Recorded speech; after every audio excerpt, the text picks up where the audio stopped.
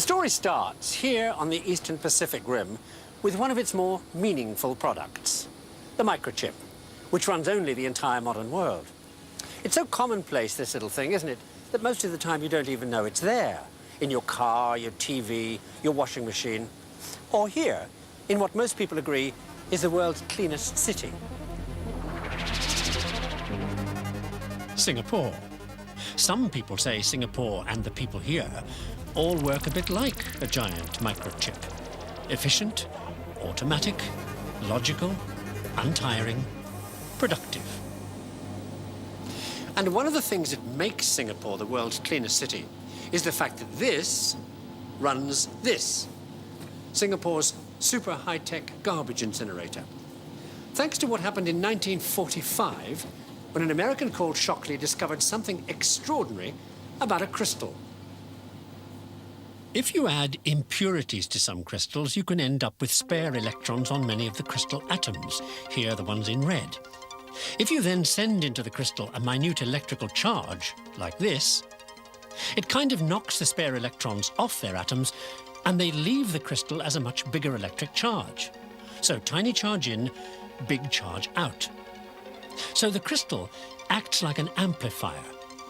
Shockley and his team called it a transistor. Now, the first crystal Shockley used was a crystal called germanium. No prizes for guessing where a mineral called germanium gets its name. Jawohl, Germany.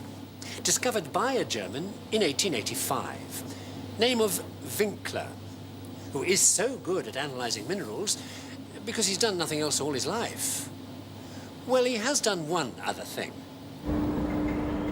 Winkler designed the first machine for making sure there was no junk in the gases going up industrial chimneys, which kind of matters when you run an incinerator to burn unspeakable muck like this.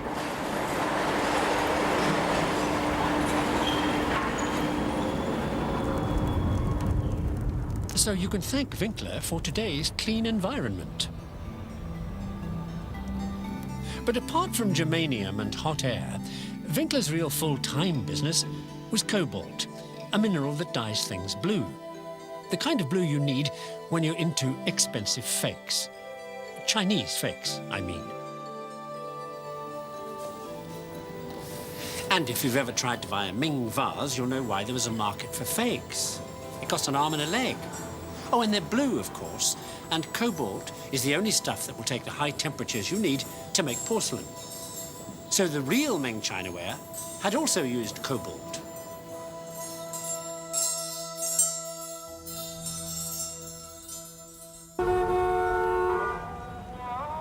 The story picks up not in China, but here in Istanbul, in Turkey.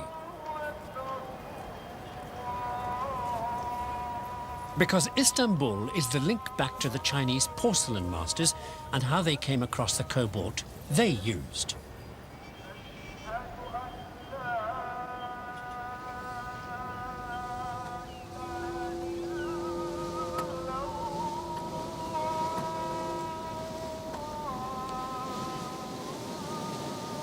Now, Istanbul may not exactly be where the elite meet today, but back in the Middle Ages, it was a kind of world trade center because this was the western end of the Silk Road, the great trade route that started in China, way out to the east, and ended here.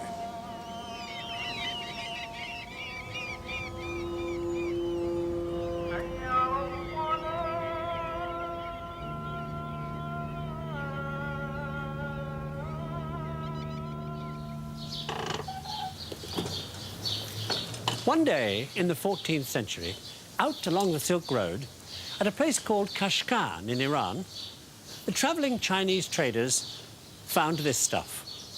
Blue tiles, colored blue by cobalt. So, at incredible expense, they took the stuff back home to China, which is why Ming porcelain is blue and costs a lot, and why I'm telling you all this in a Turkish graveyard. Look in here.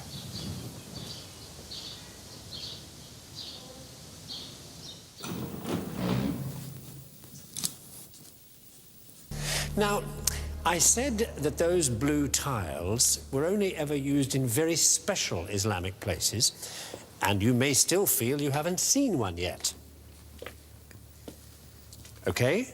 You want special? Here's special.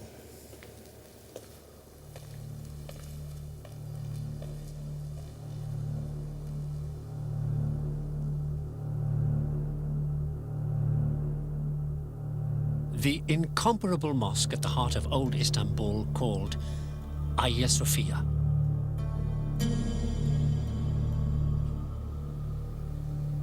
The greatest tilers in the Islamic world were brought here to cover the walls, no expense spared. Which is why Hagia Sophia is one of the wonders of Islam. Well, kind of. Because the ironic thing about all this amazing Islamic decor is that the guys who did it used the tiles for a great cover-up job. See, the original builders and decorators of this place weren't Islamic at all. They'd started out as a banned underground movement, and you can tell that from the materials they used for their decor. Look, if you put little bits like this all over the wall, each one at a different angle, they reflect the light, see? Just what you need down a dark hole. Where the Christians were, designing the mosaics that the Islamic artists would copy and then cover up centuries later. Mosaics that would reflect the imperial glory of Byzantium.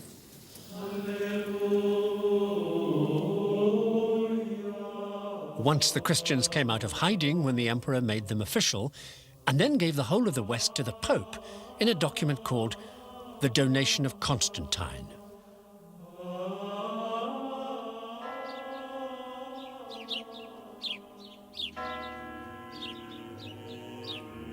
"1,000 years later, some Italian scholar called Valla reveals the document on which the Pope's authority rests is a fake, probably by the Vatican.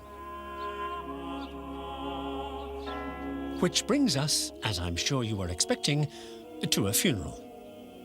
It's being held, not long after Valla's shock revelations, in the small central Italian town of Todi, just north of Rome. But the news to emerge from this funeral may not be quite what you're expecting. The surprising thing is, it isn't Valla's.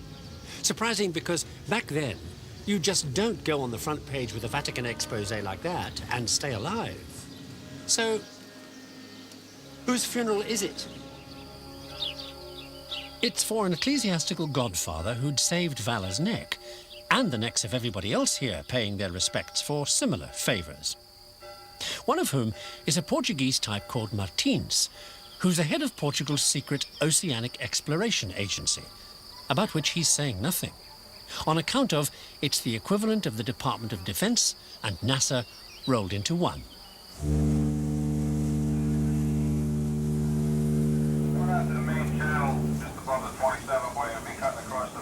Now, I said NASA because Martins explorers are like NASA people, right out on the edge. Well, back then, what they're up to is as mind-blowing and dangerous as going to the moon was for us. Because what they're planning is to boldly go where no European has gone before. They've been down the coast of Africa for gold, and then out across the Indian Ocean to the Far East for spices. But this is the big one. The vast, trackless, unexplored wastes of the Atlantic. The flight is underway from Great Lakes. Going to be doing sweeping operations on our west side of the bridge, on the green side. Now, that's nothing to a modern, sophisticated ship like this. But to the Portuguese, it was off the edge of the known world. Now, the Portuguese were able to take risks like that because they had various bits of equipment that added up to the 15th century equivalent of satellite navigation. Now, other people have that stuff as well as the Portuguese, but what nobody else knows is the mysterious business of running up the latitudes, for which you need this secret Portuguese gizmo. Okay, you go north until the pole star is a certain number of degrees above the horizon on your quadrant, and you measure those degrees like this. The star's up there, line it up, check the plumb line's free, and read off the angle there.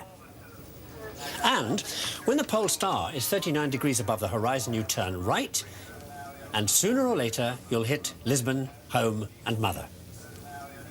And that's why nobody else was doing the one thing that really makes the Portuguese like NASA, deliberately losing sight of land, going on secret navigational proving exercises deep into mid-Atlantic, which is why, in 1497, Roriz is able to tell his explorers something quite extraordinary. To forget hugging the coast of Africa on the way to India like everybody else does, instead, to take the best winds by going due south down the Atlantic from the Cape Verde Islands and then left around the bottom of Africa. It works. So 3 years later, a fellow called Cabral tries doing the same thing. Only he goes a little bit too far west and bumps into Brazil. Inside us and everything else in the world. Leeuwenhoek's little organisms also went over very small in Switzerland, where they had an unexpectedly literary effect. Which is why I'm here in this charming little restaurant on a lake in Switzerland. Because in 1813, for the average Joe, the key question is life as we know it just moving too fast for people to take? I mean, every day, new scientific amazements.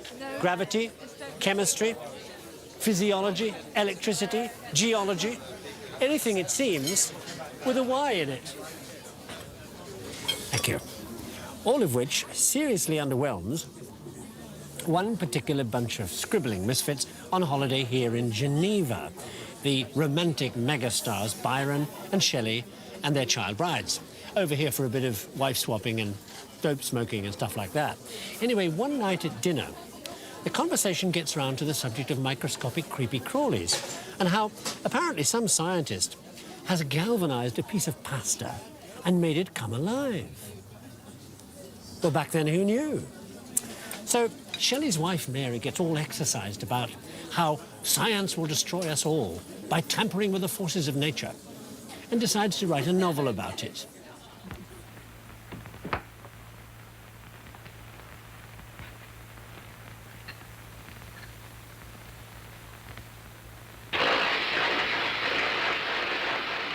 Mary's novel is all about a scientist called Victor who does too much tampering, and it all goes horribly wrong.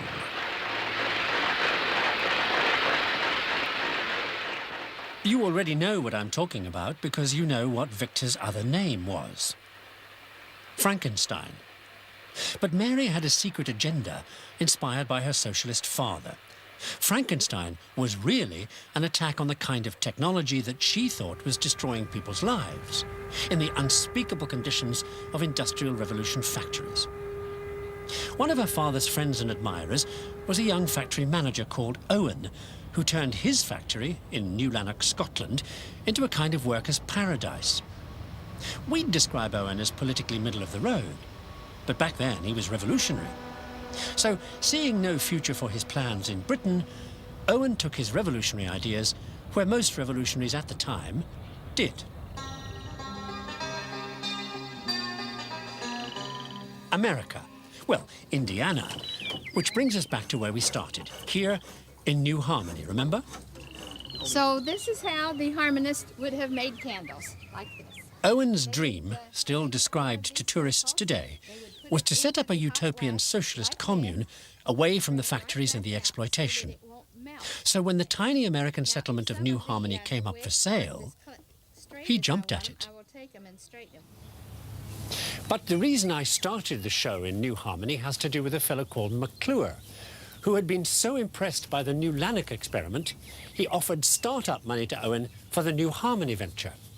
And what brings a final twist in my story is that besides liberal causes, McClure had one other passion.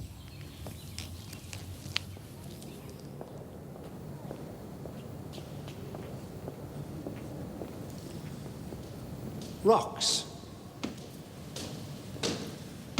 By the time of New Harmony, McClure had been to every state and territory of America with his bag and his hammer, chipping, cataloguing and collecting stuff like that. And in 1817, he produced what would turn out to be the first and only proper geological map of the United States for the next 25 years. looked like this. I won't bore you with the detail, different rocks, different colors. But there, in the area where Kansas, Missouri, and Oklahoma touch, McClure identified something that brings my story full circle. The kind of mineral deposits that in the 20th century would provide the germanium Shockley needed for his first transistor.